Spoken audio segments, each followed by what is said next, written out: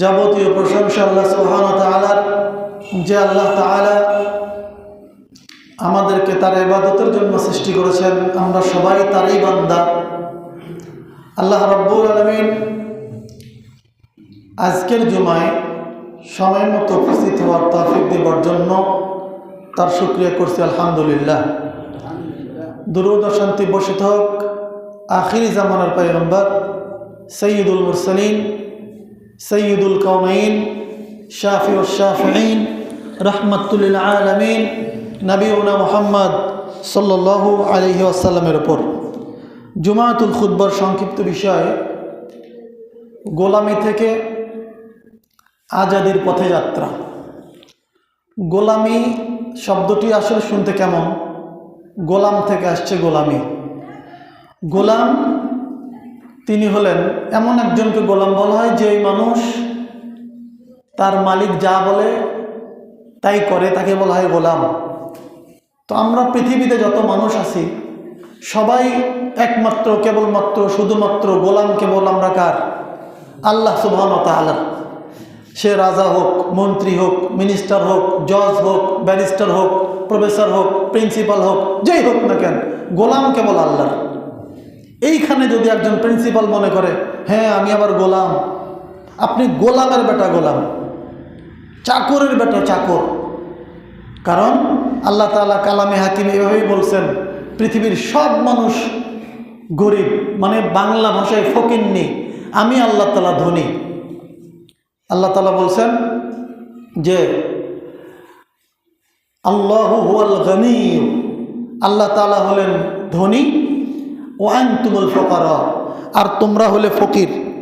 ফকির শব্দের অর্থ যার কিচ্ছু নাই, নিঃস্ব, যে মানুষের কাছে চায়। আমরা দিন রাত আল্লাহর কাছে চাই। কেউ হয়তো বা সিস্টেম মতো চাই, কেউ হয়তো সিস্টেমের বাইরে চাই। সিস্টেমের মধ্যে চাইলে আল্লাহ তাআলা দিবেন, স্বাভাবিক। এ যাবৎ নবী রাসূলগণ যে যা চাইছেন তা পাইছেন। ইব্রাহিম আলাইহিস সালাতু ওয়াস সালাম চাইতে চাইতে চাইতে চাইতে শেষ বয়সে এসে আল্লাহ তাআলা তাকে একটা পুত্র সন্তান দিলেন, নাম তার ইসমাঈল আলাইহিস সালাম। ইসমাঈল আলাইহিস সালামের চাওয়া এবং যখন তিনি তাকে পেলেন, পুত্র সন্তান পাইলে বাবার অন্তরের ভেতরে একটা আকাঙ্ক্ষা জাগে যে এই সন্তানের জন্য আমাকে কিছু করতে হবে। যখনই সন্তানটি তার সাথে চলতে ফিরতে শুরু করলো, আল্লাহ তাআলা এই কথাও কোরআনের মধ্যে দিয়ে মুহাম্মদুর রাসূলুল্লাহ সাল্লাল্লাহু আলাইহি ওয়াসাল্লামকে জানিয়ে দিলেন। ইব্রাহিম আলাইহিস সালামের সাথে যখন ইসমাঈল আলাইহিস সালাম চলতে শিখলেন, তখন তিনি বলছেন, ইয়া বুনাইয়া ইন্নী আরা ফিল মানামি আন্নী আযবাহুক ফানজুর মাযা তারা ক্বালা ইয়া আবাতি ইফআল মা তু'মার। যেমন বাপ যেইসা বেটা ওইসা লড়কা। ইসমাঈল আলাইহিস সালামকে তার পিতা বললেন, বাবা আমি স্বপ্নে দেখলাম আমাকে জবে করতে বলা হয়েছে। সন্তান সাথে সাথে বলে দিলেন, ফাফআল মা তু'মার সাতাজিদুনি ইনশাআল্লাহ মিনাস সাবিরিন। আপনাকে আল্লাহ তাআলা যা নির্দেশ দিয়েছেন আপনি করে ফেলেন, আপনি আমাকে ধৈর্যশীল পাবেন। সন্তান তো আল্লাহ তাআলা যত নবী রাসূল প্রেরণ করছেন সবাই তার দাস ছিলেন।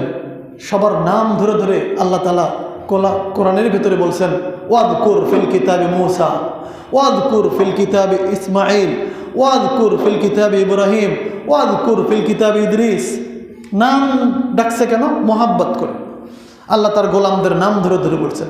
আর সব মানুষকে আলাদা করে নাম না দিয়ে বলছেন, হে দুনিয়ার মানুষ, ইয়া আইয়ুহান নাস, সূরা বাকারা 21 নম্বর আয়াত। ইয়া আইয়ুহান নাস, দুনিয়ার মানুষ, মন্ত্রী হও, মিনিস্টার হও, ম্যাজিস্ট্রেট হও, যেই হও না কেন, তুমি তো মানুষ। যেহেতু মানুষকে আমি আল্লাহ সৃষ্টি করছি, তাই আমি আমার স্রষ্টার ক্ষমতা বলে বলছি, এই মানব মণ্ডলী, ইয়া আইয়ুহান নাস উবুদু, তোমরা ইবাদত করো, তোমরা গোলামি করো, রব্বাকুম, তোমাদের রবের, আল্লাযী খালাকাকুম, যিনি তোমাদেরকে সৃষ্টি করেছেন, ওয়াল্লাযীনা মিন ক্বাবলিকুম, তোমাদের পূর্ববর্তীদেরকে, অর্থাৎ তোমাদের পূর্বে যারা ছিল, একটু পূর্বে যারা ছিল, অনেক পূর্বে যারা ছিল, মানে তোমাদের বাপ দাদা 14 পুরুষকে আমি আল্লাহ সৃষ্টি করছি, তারই ইবাদত করো, তারই গোলামি করো, লাআল্লাকুম তাত্তাকুন, তাইলে তোমরা মুত্তাকি পরহেজগার হতে পারবা। তো কোনো মানুষ যদি মুত্তাকি হতে চায়, পরহেজগারিতা অবলম্বন করতে চায়, তাকে 1 নম্বরে আল্লাহর গোলামি করতে হবে, যেই জন্য আল্লাহ সৃষ্টি করছেন। সূরা যারিয়াত 56 নম্বর আয়াত আল্লাহ তাআলা বলেন, আমি পৃথিবীর মানুষকে কোনো প্রয়োজনে সৃষ্টি করে নেই, কেবল আমার গোলামি করার জন্য সৃষ্টি করছি। আল্লাহ জাল্লা শানহু বলেন, ওমা খালাকতুল জিন্না ওয়াল ইনসা ইল্লা লিয়াবুদুন, আমি মানুষ আর জিনকে সৃষ্টি করছি কেবল আমার গোলামি করার জন্য।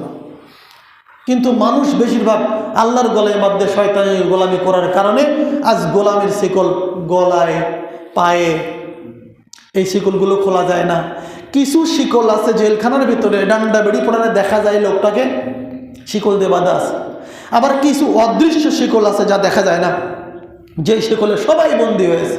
তাই যদি না হতো আজকের বাংলার জমিনে, আজকের বিশ্বের বুকে আপনি তাকিয়ে দেখেন সবগুলো মুসলিমই গোলাম। আপনি রোহিঙ্গার দিকে তাকান, ওরা নিজেদের অস্তিত্ব নিয়ে নিজেদের আল্লাহ তাআলার যা নির্দেশনা সেটা পালন করতে পারছে না। আপনি ফিলিস্তিনের দিকে তাকায় দেখেন, গোলামের জিনজিরে এমনভাবে আবদ্ধ, ওরা ওদের স্বাধীনতা বোধ বলতে কিচ্ছু নাই। আমরা বাংলাদেশিরা 2 বার স্বাধীনতা পাইছি, আমাদের স্বাধীনতা বলতে কিচ্ছু নাই। যদি থাকতো আব্দুল হাদির মতো ছেলে, যুবক, তার কথা না বললেই না, কারণ তার ছোট্ট বাচ্চাটা আপনি দেখেননি, আমি দেখছি, আপনি চোখ দিয়ে পানি ধরে রাখতে পারবেন না। ওই ছোট্ট বাচ্চা আজকে কাকে আব্বা বলে ডাকবে, কার কাছে বলবে আব্বু আব্বু? বাবার আদরটা পাবে কথা? আপনি যে মাহরুম করে দিলেন শিশু বাচ্চাটাকে। যারা যারা জড়িত তাদের বিচার হবেই হবে, দুনিয়াতে না হলে আখিরাতে হবে। আল্লাহু আকবার। তার স্ত্রীটার পর্দা, আসলেই মানুষের ঈমান বাড়ার মতোই একটা ব্যাপার। একটা আলেমের স্ত্রীও এরকম পারবে না যে ভিডিওওয়ালা ক্যামেরাম্যান থেকে দূরে সরে থাকতে পারবে। কিন্তু এই পরহেজগার নারী, আল্লাহ তাকে কবুল করুক, আল্লাহু আকবার, স্বামীকে শেষ দেখা দেখতে আসছে কিন্তু তিনি ক্যামেরার সামনে আসেন নাই। কিভাবে? কত সম্ভ্রম আর কত গায়রিয়াত থাকলে, কত তাকওয়া থাকলে একটা নারী এরকম হতে পারে? অথচ অনেক আলেমের স্ত্রী বিপদের সময় গিয়ে বিবৃতি দেয়। এরকম একটা ছেলে, যে ছেলের ভেতরে একটা আদর্শ ছিল, কি আমি মাহফিলও বলেছিলাম, আজকে বলছি, তার ভেতরে একটা আদর্শ ছিল, সে আল্লাহ ছাড়া কাউকে তোয়াক্কা করতো না। আল্লাহ তাআলা কোরআনে বলে দিয়েছেন সূরা বানী ইসরাঈলে, তারা আমাকে ভয় করে। তো এই ভয়টা তার ভিতরে ছিল। তোমাকে ভয় করতে হবে কেন? আমি আল্লাহর জমিনে আল্লাহর কথা বলবো, আমি মানুষের ভালোর জন্য কথা বলবো, তো তোমাকে ভয় করতে হবে কেন? ভয় করতে হবে একমাত্র আল্লাহকে। যারা শুধু আল্লাহকে ভয় করে তারা আল্লাহর গোলাম। অন্য যাকে ভয় করে এরা কিন্তু আল্লাহর গোলাম না, এরা শয়তানের গোলাম। ভয় করতে হবে কাকে? একমাত্র আল্লাহকে। আল্লাহ তাআলা সূরা আনকাবুত 55 নম্বর আয়াতে বলছেন, যারা কোরআনের নির্দেশনা মানবে, যারা রাসূলের নির্দেশনা না মানবে, যারা ইসলামী রুলস না মানবে, তাদেরকে আল্লাহ তাআলা বলছেন ওয়ায়াউমা ইয়াউমা, সেদিন কাল কিয়ামতের দিন তাদের উপরে তাদের নিচে সব দিক থেকে আগুন তাকে আচ্ছাদিত করবে। সেদিন কেমন হবে? ইয়াউমা ইয়াগশাহুমুল আযাবু মিন ফাওকিহিম, সেই দিন কেমন হবে? সেই দিন কি হবে সহ্য করবে? সেই দিনের কথাটা একবার ভেবে দেখেছো? ইয়াউমা ইয়াগশাহুম, যেই দিন ঢেকে নেবে, ইয়াগশাহুমুল আযাবু, এখানে আযাবটাই ফাইল, অথচ দেখা যায় ফাইল হওয়ার জন্য কর্তা লাগে। যেমন খলাকাল ইনসানা, আল্লাহ মানুষকে সৃষ্টি করেছেন, খলাকার মধ্যে জমির আছে, সেটার ফাইল হলেন আল্লাহ তাআলা। আল্লাহু খালাকাস সামাওয়াতি ওয়াল আরদ, আল্লাহ আসমান এবং জমিন সৃষ্টি করছেন, এখানে আল্লাহ ফাইল। কিন্তু এইখানে দেখেন ইয়াউমা, সেদিন, ইয়াগশাহুম, তাদেরকে ঢেকে নেবে। ইয়াগশা শব্দ এমন একটা শব্দ, পাতিলের ভেতরে কিছু আছে, ওপরে একটা ঢাকনা দিয়ে ঢেকে দিলে আর দেখা যায় না, এটাকে বলা হয় ইয়াগশা। চাদর দিয়ে বরকা পরে পুরো দেহটা ঢেকে থাকার নাম হলো ইয়াগশা। কিন্তু ওই শব্দ, গাশিয়া শব্দটা এখানে এনে এত ভয়ঙ্করভাবে আল্লাহ তাআলা বলছেন ইয়াউমা ইয়াগশাহুমুল আযাব, আযাব সেদিন তাদেরকে আচ্ছাদিত করবে, পুরোটাকে ঢেকে, ওপরে আযাব নিচে আযাব। এরা কারা? আল্লাহ তাআলা বলছেন যে ইন্নাল্লাযীনা ইস্তাকবিরুনা আন ইবাদাতি রাব্বি, যারা আল্লাহর ইবাদত বাদ দিয়ে অহংকার করবে, সায়াদখুলুনা জাহান্নামা দাখিরিন, তারা নিচু হয়ে, নত হয়ে, তারা বেইজ্জতি হয়ে, এরকম লাঞ্ছিত অবস্থায় জাহান্নামের মধ্যে প্রবেশ করবে। তো জাহান্নামের মধ্যে যখন যাইবে তখন তাদেরকে চাদর মানে বিছানার উপরে চাদর, খাট, এই সবগুলোই, ওপরের কম্বল সব আগুনের হবে। তারা কারা? যারা আল্লাহর আয়াতকে অবিশ্বাস করত, যারা আল্লাহর কথাগুলোকে অমান্য করত, তাদের অমিন ফাওকিহিম গাওয়াশ, তাদের ওপরে যেটা থাকবে সেটাও আগুনের নিচে যেটা থাকবে সেটাও আগুনের। আর এই আয়াতে বলছেন এই আযাব তাদেরকে ঢেকে নেবে। মিন ফাওকিহিম, ওপরেও আযাব, অমিন তাহতি আরজুলিহিম, তাদের পায়ের নিচেও আযাব মানে আগুন।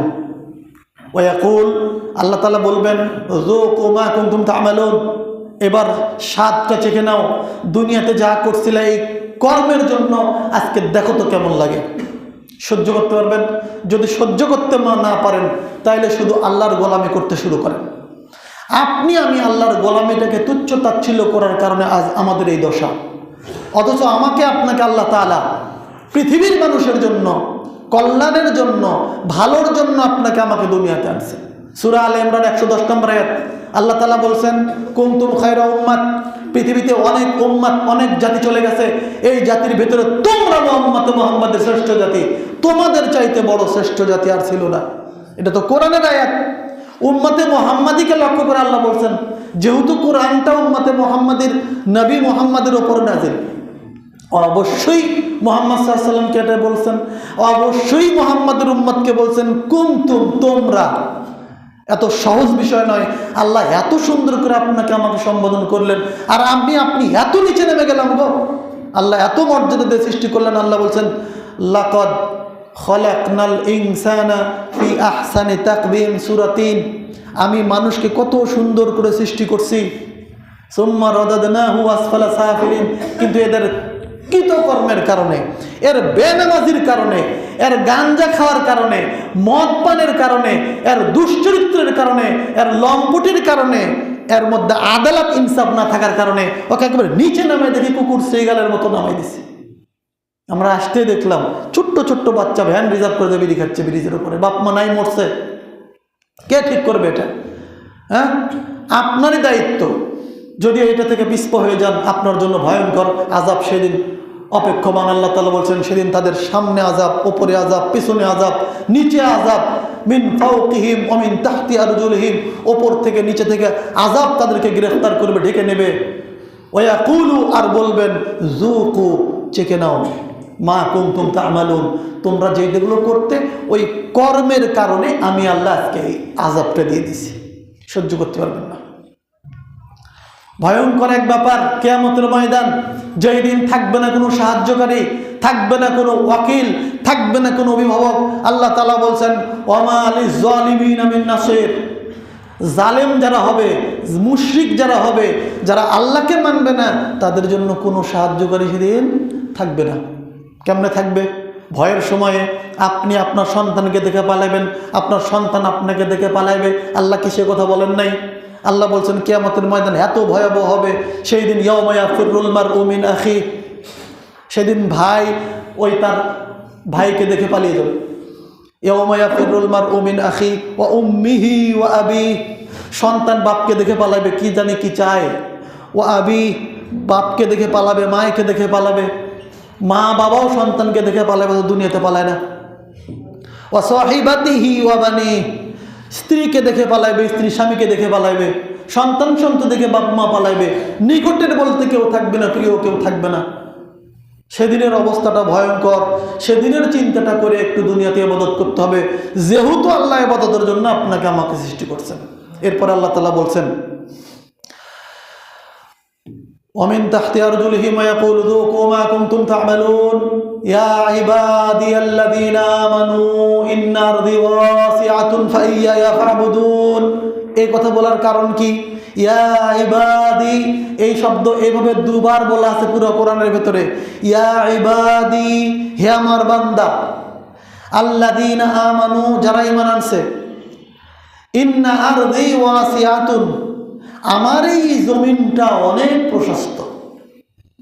ইন্না আরদি ওয়াসিআতুন ফাইয়ায়া ফা'বুদুন, এই জমিন প্রশস্ত বলার পরে আর কিচ্ছু না বলে আল্লাহ বলছেন ফাইয়ায়া ফা'বুদুন, অতএব খালি আমার ইবাদত করো।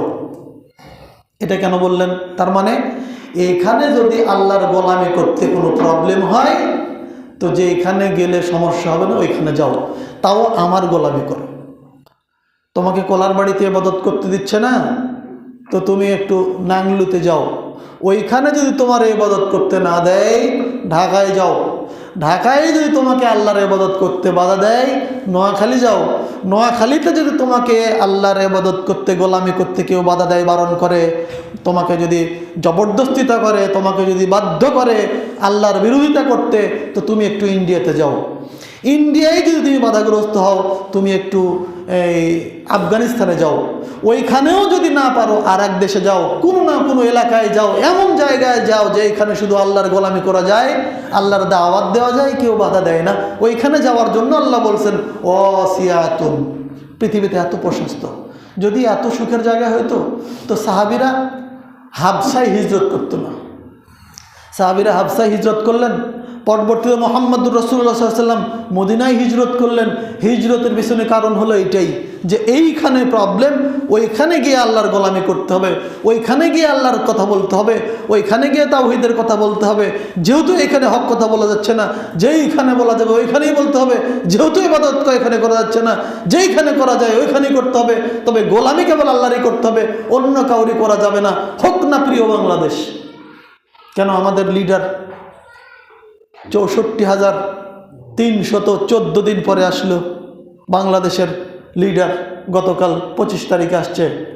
তো এই যে দিনগুলো গুনলেন, প্রত্যেকটা দিনের পিছনে হিসাব সেদিন আছে না নাই? অবশ্যই আছে। তাকেও দিতে হবে, আপনাকেও দিতে হবে। আপনাকে দিতে হবে এই জন্য আপনি যে গুনলেন, তার মানে মোহাব্বতে গুনছেন।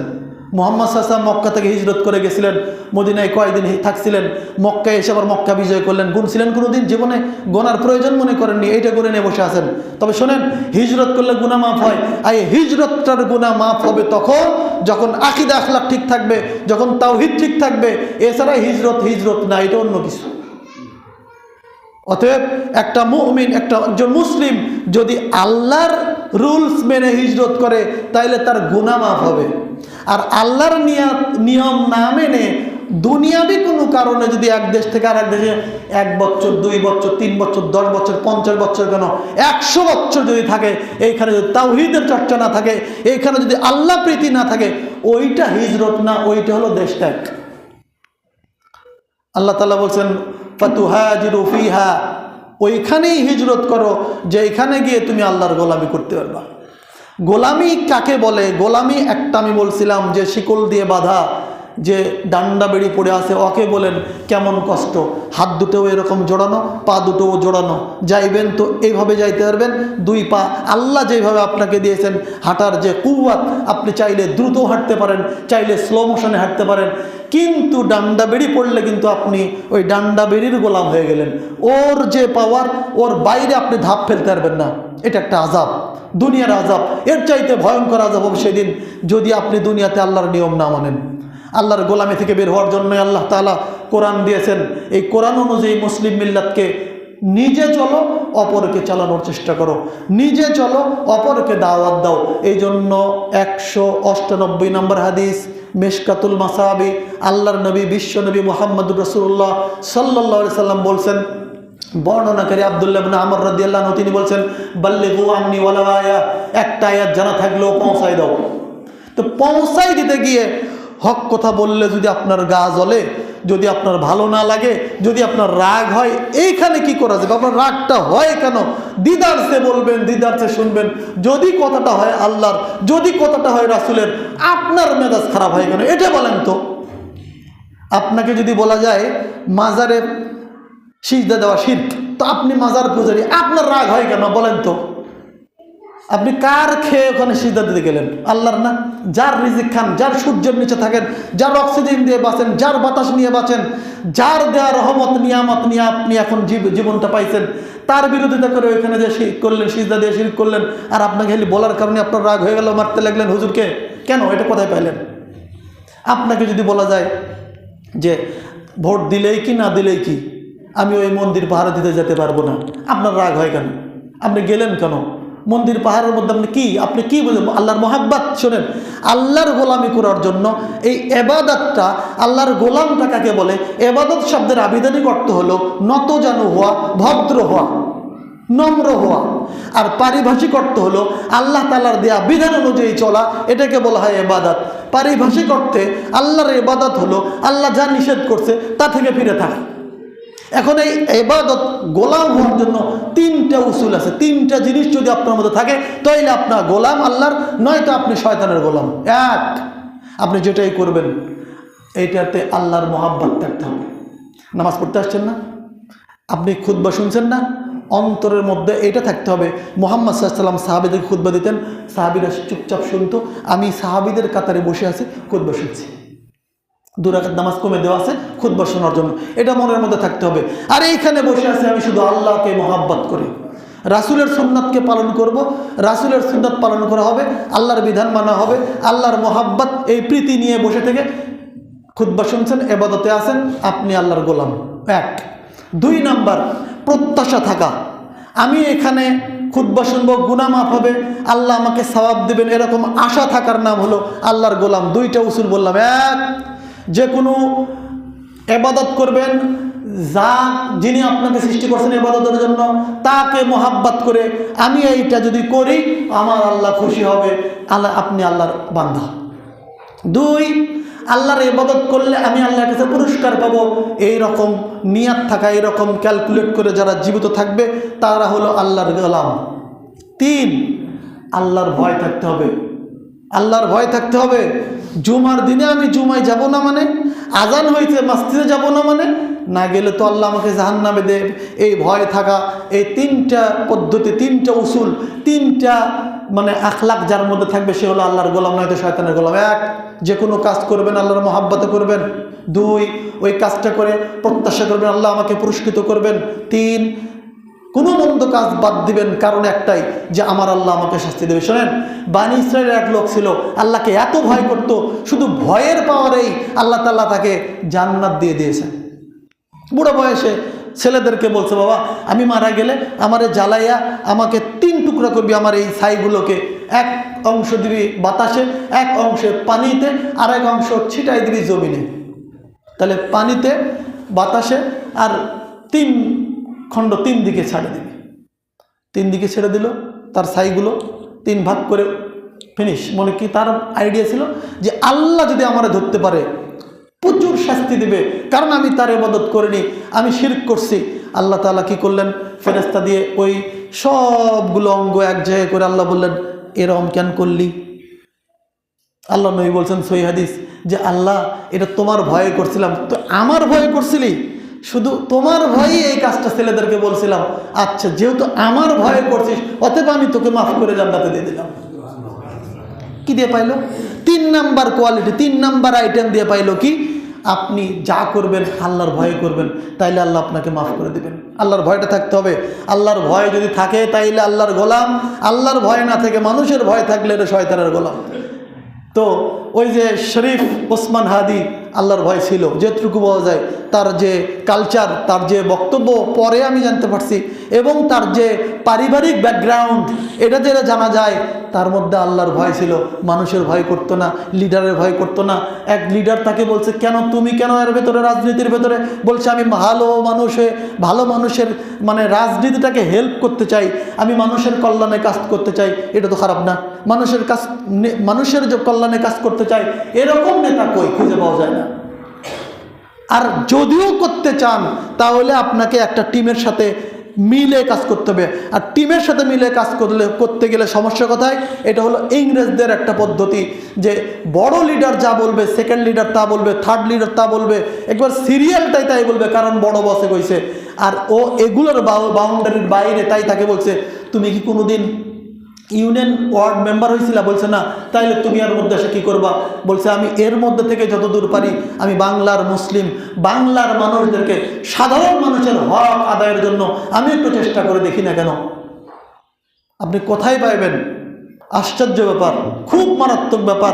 ব্রিটিশরা এই দেশটাকে 200 বছর শাসন করছে, আর 200 বছরের ভেতরে যতগুলো নিয়ম দেওয়া আছে আজও সেই নিয়ম বাঙালি উঠতে পারেনি।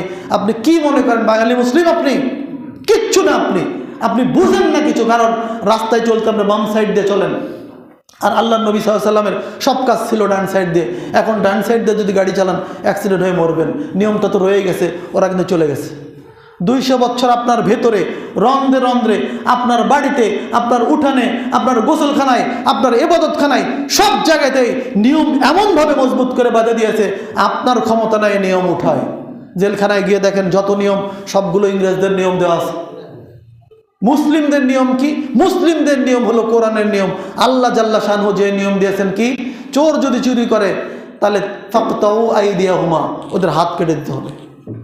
জেনাকার যদি জেনা করে, ইসলামের নিয়ম কি, যদি অবিবাহিত হয় 100টা বেত্রাঘাত করতে হবে, 1 বছরের জন্য এলাকা থেকে তাড়িয়ে দিতে হবে।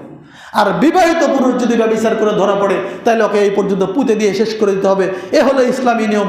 একটা বিচার বাস্তবায়ন যদি বাইতুল মোকাররমে জুমার পরে হয় আর এরকম আশায় পাওয়া যাবে না। এটা হলো ইসলামী নিয়ম। এই নিয়মটাকে একেবারে এমনভাবে পুঁতে দিয়েছে ইংরেজরা।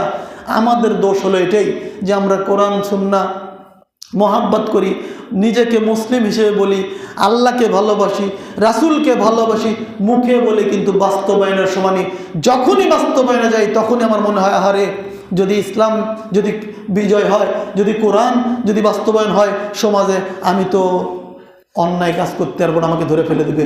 একটা ভয়, দুনিয়া কয়দিনের, 50 বছর 60 বছর, কিন্তু আখেরাতের জিন্দেগি যদি জাহান্নাম হয়ে যায় থাকতে পারবেন বিনা হিসাব, কোনো হিসাব ছাড়াই।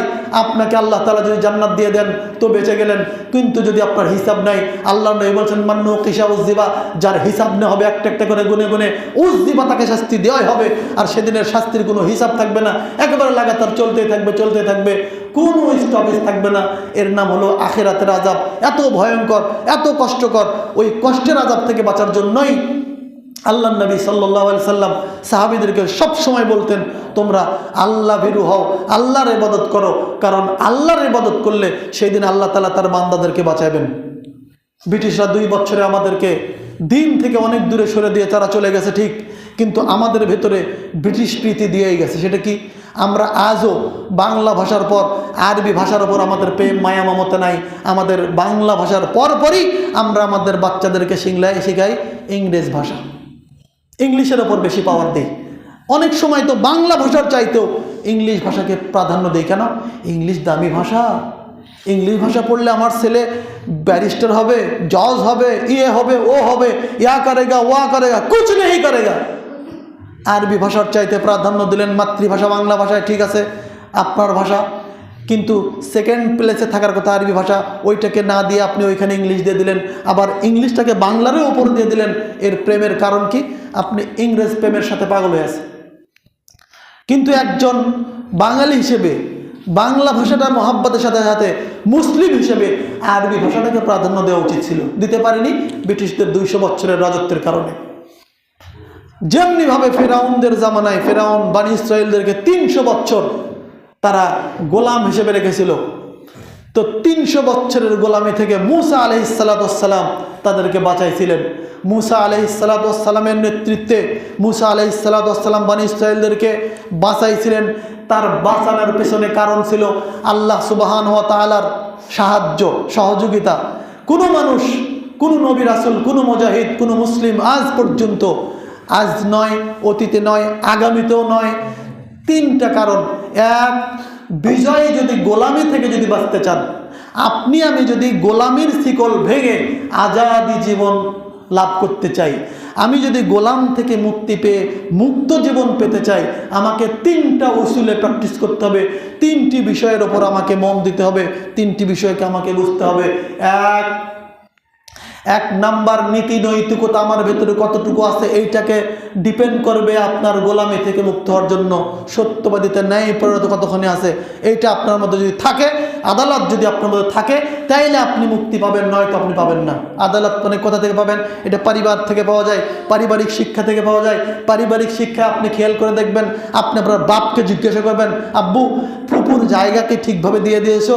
যদি আপনার বাবা অ্যান্সার দিতে পারে হ্যাঁ, একটু ছাড় দেওয়া হয় নাই, যা পাই পাই পাই করে গুনে দেওয়া আছে, যদি এরকম ফ্যামিলির সন্তান আপনি হন, আপনি একদিন শুধু এই গ্রামের নয়, আপনি এই দেশের লিডার হতে পারবেন। এর বাইরে নয়, কারণ জালেম পরিবার থেকে কোনোদিন একটা সৎ নেতৃত্ব দানকারী বের হবে না, অসম্ভব। মুহাম্মদুর রাসূলুল্লাহ সাল্লাল্লাহু আলাইহি সাল্লাম কুরাইশ বংশের ছিলেন, আর ইসমাইল আলাইহিস সালাম থেকে শুরু করে মুহাম্মদ সাল্লাল্লাহু আলাইহি সাল্লাম পর্যন্ত এইটা ছিল মুহাম্মদের আবাসস্থল মক্কায়। আর ওইদিকে ইসহাক, মুসা, সুলাইমান, হুদ, শুআইব, এই বানী ইসরায়েলের যত নবী তারা ছিল বাইতুল মাকদিস এরিয়ায়। ওই এরিয়াতে দেখবেন ইহুদিদের বসবাস বেশি, আর ইহুদিদের কর্কশ। ইহুদিরা সবসময় মুসলিম নিধনের জন্য ব্যস্ত, কারণ ওই এলাকাতে ওই চর্চাগুলো থাকতো যে কি জবরদখল, এটা আমার।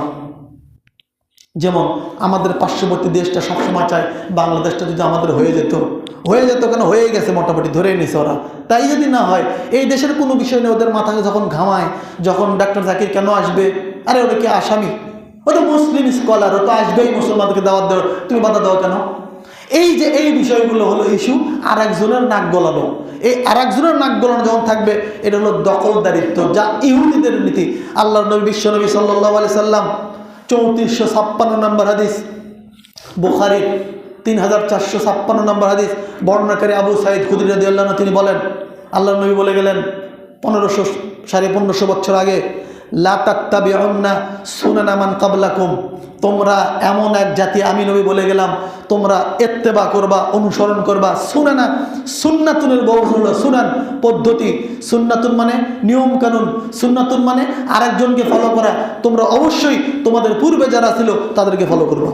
তোমাদের পূর্বে বলতে 1 বছর পূর্বে যারা ছিল, 2 বছর পূর্বে যারা ছিল, 3 বছর পূর্বে যারা ছিল, 15-16 বছর তোমাদেরকে যারা চালাইছে, তার পূর্বে যারা চালাইছে, 200 বছর যারা তোমাদেরকে চালাইছে, তোমরা তাদের সুন্নাত অনুসরণ করবা। লা তাত্তাবিউন্না, মারাত্মক হাদিস, ভয়ঙ্কর হাদিস। একটা হাদিসই যথেষ্ট গোলামের শিকল ভেঙে দিয়ে আজাদ হয়ে যাওয়ার জন্য, এটাই। কিন্তু নবী মুহাম্মদ সাল্লাল্লাহু আলাইহি ওয়াসাল্লাম এটা বললেন কেন?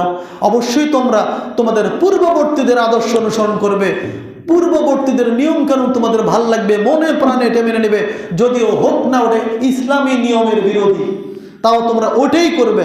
আল্লাহ নবী বলছেন, শিবরম বিশিবরেন, বিগতে বিগত, দিরাম বিদরা, গজে গজে, ওরা যেখানে যে রকম করতো তোমরা পরবর্তীতে ওই রকমই করবা। আপনি খেয়াল করে দেখেন, আপনার সন্তানের এই জায়গায় প্যান্ট ফাটা, তো এখন একজন করছে, কে রে হাঁটুর ওখানে প্যান্ট ফুটো কেন? করছে জানিস না এটা 2026-এর স্টাইল। পিছনে এইখানে ফুটা, একটু টেরা টেরা দেখা যায়, পিছনটা দেখাই যাচ্ছে আন্ডার প্যান্ট। করছে এইখানে কে সিরারে, এইখানে থাকলো না স্টাইল এটা। করছে এটা কেবল আপডেট বাড়াইছে, প্রথম বাড়াইছে, আমি কিনে নিয়ে এসেছি। এ বাপ আর মায়ের মুখে কি দিতে হয় আপনি দিয়েন, আমাকে দিতে বলেন না। এই যে আল্লাহ নবী যে বলে গেলেন তোমরা পূর্ববর্তীদের অনুসরণ করবা। আগের মানুষেরা কি করত?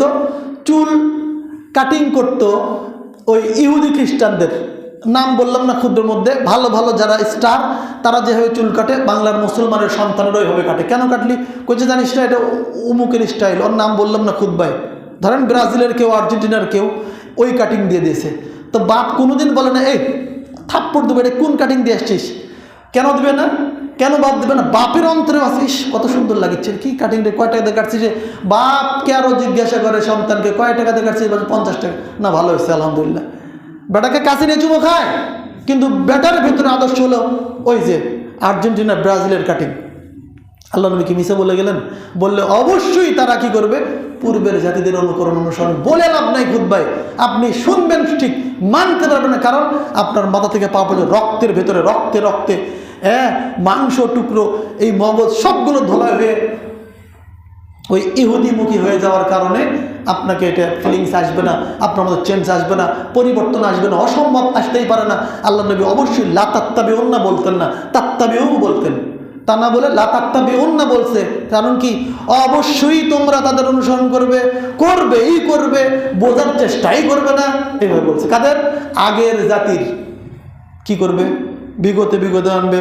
ওরা যেইখানে পা ফেলতো, যেইখানে হাগু দিত, যেইখানে মুতু দিত, ওইখানে মুতবা। হাগু মুতু মানে দাঁড়া থেকে প্রসাব করবে, দাঁড়া থেকে প্রসাব করবে না মানে আরে বসে থেকে প্রসাব করার কোনো গতিই নাই। জান না, ফুট ভিলেজে আপনি প্রসাব করতে যাবেন, দেখবেন এইখানে একটা সুন্দর করিয়া দিয়ে রাখছে আপনার নুনু বরাবর, ওইখানে আপনি মুতে দিবেন, দাঁড়া থেকে মুততে হবে। কেন? ওই যে তাদের পদ্ধতি, ওরা চেনটা খুলে সুন্দর করে মতো একটু স্মার্ট দেখা যায় যে হ্যাঁ প্রসাব করছে। ইহুদিদের নীতি আপনার ভালো লাগে, জিরান বিজিরাইন, গজে গজে তাদেরকে ফলো করে চলবে। গজে গজে মানে ইহুদি খ্রিস্টানরা যেই নীতিগুলোকে বাস্তবায়ন করবে, ওদের নীতি আপনার ভালো লাগে, তাই আপনারা সেইটা ফলো করবেন। আল্লাহ নবী বললেন, এবার সাহাবীরা বলছেন, ক্বালু ইয়া রাসূলুল্লাহ, আল্লাহ রাসূলকে বললেন, ইয়া রাসূলুল্লাহ এটা কি ইহুদি ওয়ান নাসারা? ইহুদি আর নাসারাদের কথা বলছেন? আপনার উম্মত ইহুদি আর নাসারাদের অনুসরণ করবে?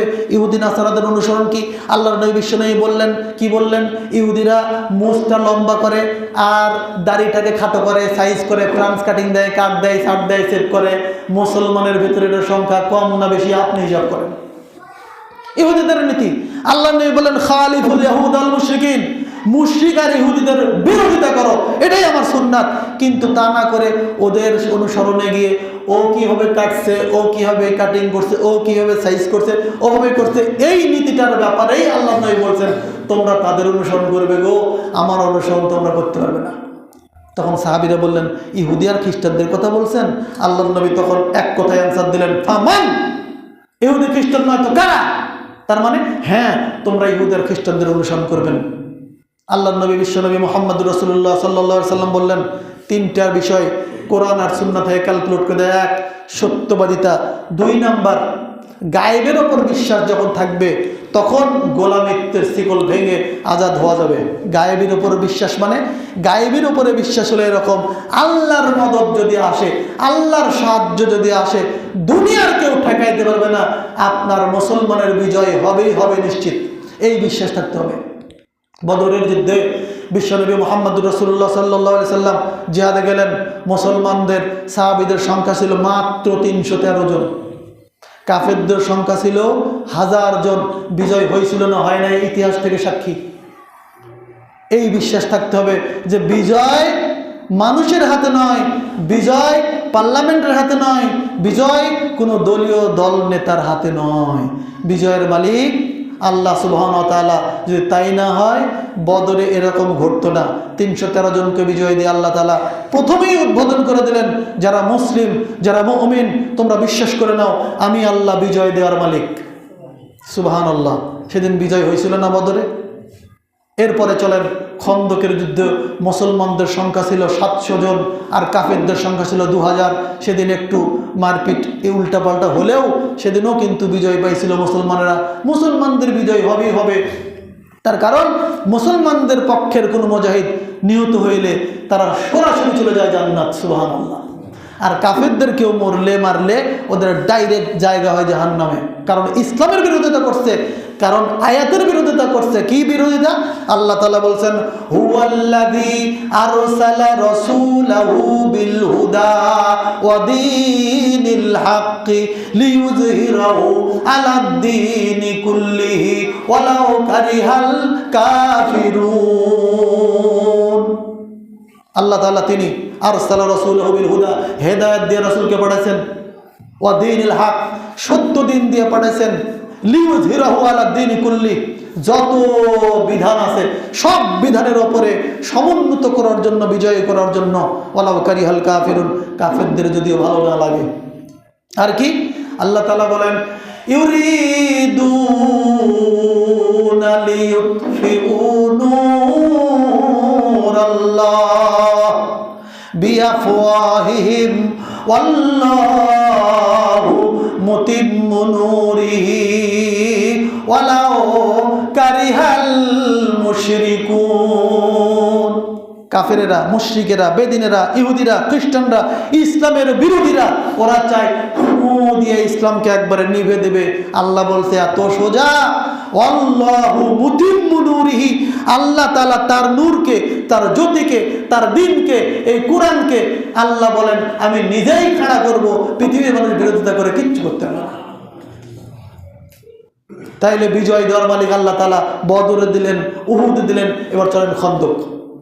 খন্দক যুদ্ধটা ছিল আজীব এক যুদ্ধ, ভয়ঙ্কর ব্যাপার।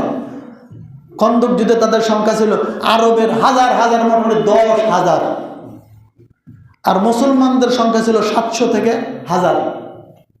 এই বাহিনীরা যুদ্ধেতেও আল্লাহ মুসলমানদেরকে বিজয় দিচ্ছেন। তো এই যে বিজয়গুলো আল্লাহ তাআলা দেন, এটা গায়েবী সাহায্য ছাড়া কোনো নবী রাসূলও সাহায্য বিজয় লাভ করতে পারে নাই।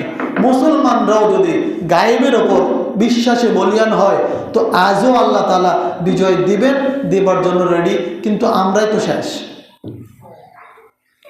3, 1, সত্যবাদিতা ন্যায় পরাধা যখন মুসলমানদের মধ্যে আসবে, এসে যাবে, তখন অটোমেটিক গোলামের জিঞ্জির ভেঙে মুসলমানেরা স্বাধীনতা পাবে। এর আগে সম্ভব না। 2, গায়েবের উপর পূর্ণ ঈমান থাকতে হবে, তাইলে মুসলমানেরা গোলামের শিকল ভেঙে আজাদি লাভ করতে পারবে, এর আগে পাবে না। এবার নাম্বার 3, একেবারে মোস্ট ইম্পর্টেন্ট বিষয়। এটা কি? এই বিষয়টা এত গুরুত্বপূর্ণ যে এই সাইডটা যদি স্ট্রং হয়, তাহলে মুসলমানদের গোলামি থেকে গোলামি করে কেউ রাখতে পারবে না। সেটা কি? অর্থনৈতিক সাইড স্ট্রং হতে হবে। আজ মুসলমানদের অর্থনৈতিক পাওয়ারটা চলে গেছে ইহুদিদের হাতে। ইসরায়েল ছোট্ট কান্ট্রি, কিন্তু পুরো বিশ্বের অর্থনৈতিক পাওয়ারটা নিয়ে বসে আছে। এই জন্য তোকে হাত দেওয়া যায় না, হাত দিলেই শক্ত। কেন? ইহুদিরা তখন থেকেই, মুহাম্মদ সাল্লাল্লাহু আলাইহি ওয়াসাল্লাম যখন মক্কা থেকে হিজরত করে মদিনায় গেলেন, তখনও এই অর্থনৈতিক চাবিকাঠিটা ইহুদিদের কবজাতেই ছিল। আল্লাহর নবী, বিশ্ব নবী গেলেন। আল্লাহর নবী এমন একজন নবী, পারিবারিক দিক থেকে একজন as a father great, as a leader great. হ্যাঁ, তিনি বাপ হিসেবে শ্রেষ্ঠ, তিনি পারিবারিক লিডার হিসেবে শ্রেষ্ঠ, সামাজিক লিডার হিসেবে শ্রেষ্ঠ, তিনি যুদ্ধের ফিল্ডে একজন কি সেনাপতি হিসেবেও শ্রেষ্ঠ। আবার অর্থনৈতিক সাইডে যাবেন, অর্থনীতিবিদ হিসেবেও মুহাম্মদ সাল্লাল্লাহু আলাইহি ওয়াসাল্লামের ধারে কাছে কেউ নাই। আল্লাহু আকবার। কিভাবে? এটাই তো তার প্রমাণ। অর্থনৈতিক সাইড যখন মুসলমানদের মজবুত হবে, স্ট্রং হবে, তখন তাদেরকে গোলাম করে কেউ রাখতে পারবে না। আপনার পেঁয়াজ না আসলে আপনার ভয় লাগে, ইন্ডিয়া থেকে চাল না আসলে, এলসি না আসলে ভয় লাগে। আপনি মনে করেন ওরা না দিলে খেয়ে মরবেন, ওপর থেকে যে আল্লাহ রিজিক নাজিল করেন, এই ফেইটটাই আপনার খেয়ে ফেলে দিয়েছে। হিন্দুর চেয়েও খারাপ হয়ে গেছেন আপনি। দেখ না বন্ধ করে, খাবারের মালিককে বিশেষ হয় না? পশু পাখিগুলো সকালবেলায় বাসা থেকে বের হয়ে যায়, কার বাড়িতে রাজমিস্ত্রি কাজ করতে যায়? আল্লাহ নবী বলে গেলেন, পাখিগুলো খালি পেটে বের হয়ে যায়। তাগুদু খিমাসাও ওয়া তারুহু বিতানা, সকালবেলায় খালি পেটে বের হয়ে যায়। কোথায় খাবে? কে খাবার রেডি করেছে? কাউকে বাড়িতে কাজ করে না। আল্লাহর জমিনে আল্লাহ খাবারের ব্যবস্থা করে, পেট ফুল করে তার বাচ্চাগুলোর জন্য খাবার নিয়ে আসে। তাগুদু খিমাসাও, আল্লাহ নবী বলছেন সকালে খালি পেটে বাসা থেকে বের হয়ে যায়, তারুহু বেতনা, আর সন্ধ্যাবেলায় পেট লোড করে নিজের বাচ্চার জন্য খাবার নিয়ে চলে আসে। আল্লাহু আকবার। এই রিজিকের উপর যখন ডিপেন্ড করবে, ফাইট থাকবে মুসলমান, তখন মুসলমানরা আল্লাহর গোলাম ছাড়া দুনিয়ার কাউরি গোলাম হবে না। নিশ্চিত থাকেন, অর্থনৈতিক সাইড স্ট্রং। এইটুকু বলে আমি শেষ করে দেবো ইনশাআল্লাহ। আল্লাহ নবী মদিনায় গেলেন, গিয়ে দেখেন অর্থনৈতিক চাবিকাঠি সবগুলো ইহুদিদের হাতে কেমনে নেওয়া যায়। আল্লাহ নবী সাহাবীদেরকে বললেন, শোনো, এই তুমি ওকে ভাই হিসেবে নাও, এই তুমি ওকে ভাই হিসেবে নাও, তুমি ওকে ভাই হিসেবে নাও। ভেতরে ভেতরে সাহাবীদের ভেতরে ভ্রাতৃত্ব করে দিলেন। এক ভাই ভাই ভাই হয়ে গেল। সাহাবী মক্কা থেকে হিজরত করে আসলেন, মুহাজির এইখানে মদিনায় আসে, যার সাথে ভাই বানিয়ে দিলেন, যার বাড়িতে থাকতে দিলেন, আনসার আর মুহাজির, এদের মধ্যে আল্লাহ নবী এমন ভ্রাতৃত্ব করে দিলেন। এই ভাই কি করলো? 5 বিঘা জমি ছিল, এই ভাইকে বলছে, আমার 2.5 বিঘা তোকে দিয়ে দিলাম, তুই চাষবাস করে খা। সুবহানাল্লাহ বলুন না। ওই ভাইয়ার আবার 3টে স্ত্রী ছিল, এনেকে বলছে, যেহেতু মুহাম্মদ তোর সাথে আমার ভ্রাতৃত্ব বানিয়েছে, নিজের ভাইয়ের চাইতেও মোহাব্বত আল্লাহর নবী দেখে দিলেন। তখন বলছে কি, দেখ তো এই 3টের মধ্যে তোর কোনটা ভাল লাগে, আমি সেইটাকে তালাক দিয়ে দিই, তুই বিয়ে করে সংসার করে নে। তুই মক্কা থেকে আসছিস, তোর সাথে বিয়ে দেবে কে রে? সুবহানাল্লাহ, এত ত্যাগ। তখন ইনি বললেন যে ওইটাই ভাল লাগে, ওইটাকে তালাক দিলেন, বিবাহ দিলেন। এমনি করে তখন এই লোকটার মধ্যে একটা কুওয়াত চলে আসলো, কাজ করার স্পিড। কেন? সংসার হয়েছে, ইনকাম করতে হবে। তখন ওই যে 2.5 বিঘে ছেড়ে দিল, 2.5 বিঘাতে কাজ করে, ওইখান থেকে যা অর্থ হয়, এই অর্থ নিয়ে আবার ব্যবসা করে, বাজারে যায়, ব্যবসা করতে করতে স্বাবলম্বী হয়। হতে হইতে একদিন আবু বকর রাদিয়াল্লাহু আনহু কি হলেন? সম্পদওয়ালা হলেন। ওসমান সম্পদওয়ালা হলেন ব্যবসা করতে করতে। আলী সম্পদওয়ালা হলেন। আবু বকর, ওসমান, আলী আর কে? উমর, সবাই সম্পদশালী হয়ে গেলেন। সাহাবীদের ভিতরে অর্থনৈতিক পাওয়ারটা আস্তে আস্তে চলে আসলো। এবার ইহুদিদের একটা কূপ ছিল মদিনায়, এই কূপটার নাম হলো বীরের রুমা। ওইটার পুরোটার মালিকানা ছিল একজন ইহুদির।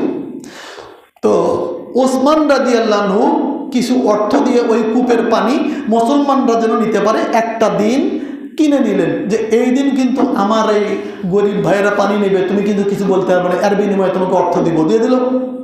এখন ওই দিনে মুসলমানেরা এমন পানি নেয়, ওই দিন তো আর ইহুদি বাধা দিতে পারে না। ইহুদি দেখলো, আল্লাহু আকবার, এর চেয়ে আমার বেচে দেওয়াই ভালো। তো তখন যদি বেচতে চাইতো, যখন মুহাম্মদ সাল্লাল্লাহু আলাইহি ওয়াসাল্লাম সাহাবীদেরকে মদিনায় আসছেন, তখন তো কেউ কিনতে পারতো না।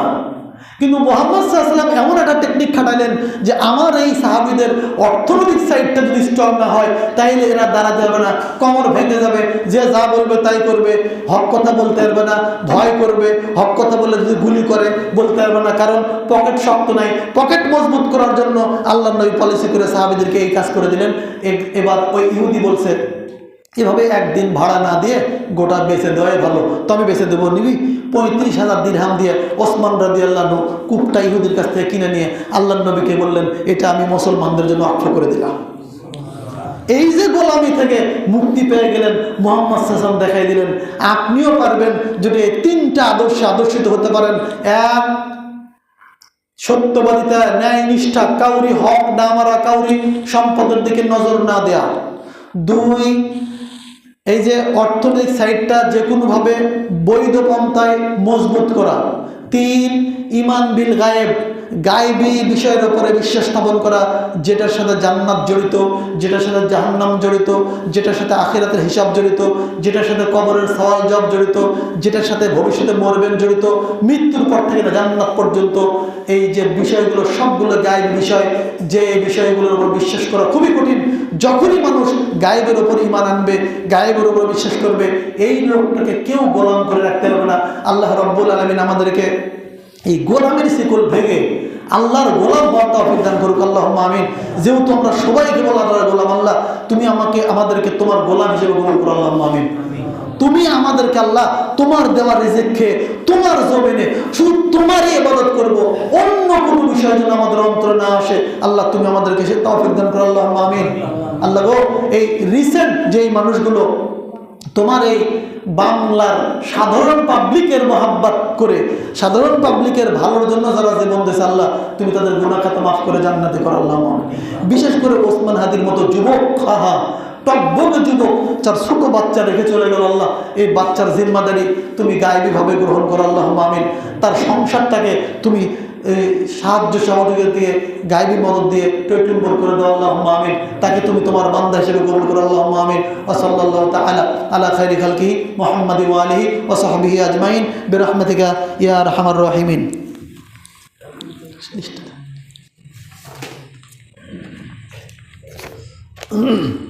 আলহামদুলিল্লাহ, আলহামদুলিল্লাহ, কাফা ওয়া সালামুন আলা ইবাদিহিল্লাযীনা ইসতাফা, আম্মা বাদ। ফাউযু বিল্লাহি মিনাশ শাইতানির রাজীম। বিসমিল্লাহির রহমানির রহিম। ওয়া তাআওয়ানু আলাল বিররি ওয়াত তাকওয়া ওয়া লা তাআওয়ানু আলাল ইসমি ওয়াল উদওয়ান। আলহামদুলিল্লাহ, এই মসজিদের আমাদের ইমরান